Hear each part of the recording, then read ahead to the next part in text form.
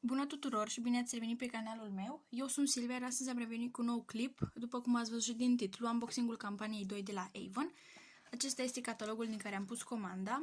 Am desfăcut cutia pentru că am mai încercat să filmez. Am o comandă destul de mică, însă am zis să vă arăt, poate vă interesează produsele. Și haideți să începem. Am aici factura. Pe comandă am avut această cremă de ochi de la Planet Spa cu extracte din alge, mă scuzați, la 15 ml.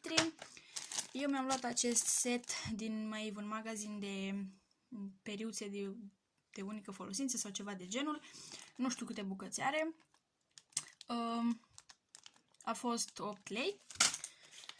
Tot pe comandă am și acest creion pentru sprâncene, Perfect Brow Sculpting Pencil din gama Mark, în nuanța Soft Brown. De la Color Trend mai am un creion, I Define Pencil, în nuanța Black. Și nu așa. Am primit două mostre a parfumului apei de toaletă sau ce-o fi, Her Story, care se va lansa în campania 3. Așa arată mostra. Pe comandă am avut două seturi cu aparate din acestea de ras. Acesta roz deschis este pentru față, iar acesta roz închis este pentru mustață și sprâncene. Au fost 12 lei și ambele sunt pe comandă, cred că am mai zis. Eu mi-am luat acest ruj de la Color Trend în nuanța mauve, nu știu cât o să focalizeze. Și cam așa arată. În catalog părea un nude și de aceea l-am luat, însă acum apare un rozaliu. Oricum este destul de drăguț, îmi plac tare mult inimioarele astea de aici. O să-i fac și un swatch, să vedeți nuanța. Destul de drăguță, chiar îmi place, nu mă așteptam. Abia aștept să-l port. A fost 13 lei. Am primit aici... Eu am comandat 3, dar văd că mi-au venit 6 cataloge din campania 3, care arată cam așa, cu Simona Halep pe copertă. Pe comandă am mai avut și un corector, nuanța Natural Radiance, din gama True.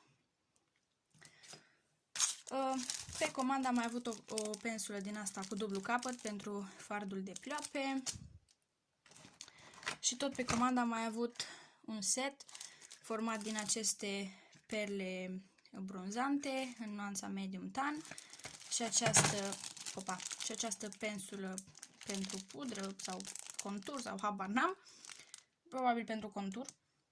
Așa, acesta a fost un set, a fost 30 de lei pe la începutul catalogului și alt set este format din aceste perle iluminatoare și această pensulă evantai, tot la 30 de lei, ambele seturi pe comandă.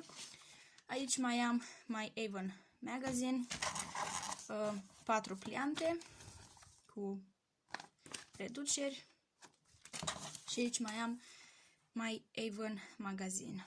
Cutia este goală din câte se poate observa, v-am zis, am avut o comandă destul de mică, un fond de ten nu mi-a venit care l-am luat pentru mine, însă în catalog scria că este în limita stocului disponibil și probabil de aceea nu mi-a ajuns. Cam aceasta a fost și comanda mea, v-am zis, am avut o comandă destul de micuță, sper că v-a plăcut clipul, sper că v-a plăcut produsele, iar până data viitoare, eu v-am pupat, pa, pa!